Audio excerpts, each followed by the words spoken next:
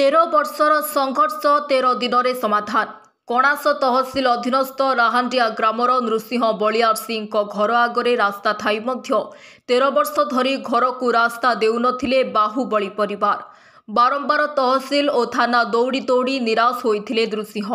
ଶେଷରେ କଣାସ ତହସିଲଦାର, କଣାସ ଥାନା ଅଧିକାରୀ ଏବଂ ଏରିଗେସନ ବିଭାଗୀୟ ଅଧିକାରୀଙ୍କ ସହିତ ସହଯୋଗରେ ଶୁକ୍ରବାର ଦିନ ସରକାରୀ ଜମିକୁ ଉଚ୍ଛେଦ କରାଯାଇଛି ଏବଂ ନୃସିଂହ ବଳିଆର ସିଂଙ୍କର 13 ବର୍ଷର ସଂଘର୍ଷ ମାତ୍ର 13 ଦିନରେ କଣାସ ତହସିଲଦାର ଶ୍ରୀ ପାଣି କରି ଦେଖାଇଛନ୍ତି। ଏହା ସହିତ କଣାସ ତହସିଲଦାର ଏବଂ କଣାସ ଥାନା ଅଧିକାରୀଙ୍କୁ ନୃସିଂହ ଧନ୍ୟବାଦ ଜଣାଇଛନ୍ତି। ବାସ୍ତବରେ ଆଇନ ଅଛି, ଆଜି ବି ମଣିଷ ପଣିଆ ବଞ୍ଚିଛି। ଆଜି ବି ଗରିବ ପରିବାରକୁ ନ୍ୟାୟ ଦେଇଛନ୍ତି କଣାସ ତହସିଲଦାର, ଥାନା ଅଧିକାରୀ, ଯାହାକୁ ନେଇ ଏବେ ଅଞ୍ଚଳରେ ଚର୍ଚ୍ଚା ହେଉଛି। ବ୍ୟୁରୋ ରିପୋର୍ଟ, संपर्क न्यूज ओडिया। प्रथम तो आम धन्यवाद देवु कणास तहसिलदार एवं कणास आईआईसी को।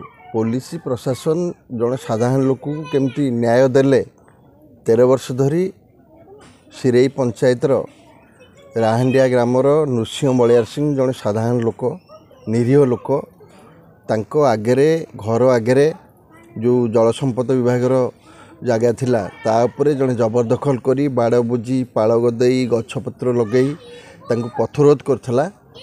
से लोकर दुख शुणी पुलिस एवं प्रशासन तहसिलदार निजे फील्ड उपर को आसी जेसीपी लगे फोर्स लगे ताकू जबरदखल उच्छेद कले एवं ए लोक को जो रास्ता देले 13 वर्ष पर गोटे लोक अनुभव कला, साधारण लोक एवं अंचल लोक अनुभव कले जे नाई एठी पुलिस अच्छी, प्रशासन अच्छी एवं साधारण लोकों को न्याय देवाई गोटे सरकारी कल अच्छी।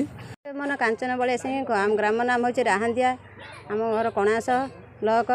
आम घर ये आम बाट 13 वर्ष लगे पाऊनु, बहुत कष्ट आम जावासा करूँ। बहुत लोग आम हैरान से बाट जो रोगाड़ी रखी आम सरकारी जो आईआईसी आउ तहसिलदार आउ अन्य किसी लोक मान आज बाट पाइली। बहुत खुशी मुझे बहुत बाट मत देले, मत बहुत धन्यवाद दूसरी। से मत मंगल हो भल रुहन से मु भाई हिसाब से न कर स्थानीय तहसिलदार, स्थानीय आईआईसी, पुलिस प्रशासन आज मु जानली जे प्रकृत पुलिस प्रशासन अच्छा आईन कानून किसी अच्छी, तहसिलदार अच्छा, निरीह लोक गोटा माने जो उचित न्याय मिलवा कथा आज मिली। से बहुत खुशी प्रशासन आईआईसी तहसिलदार।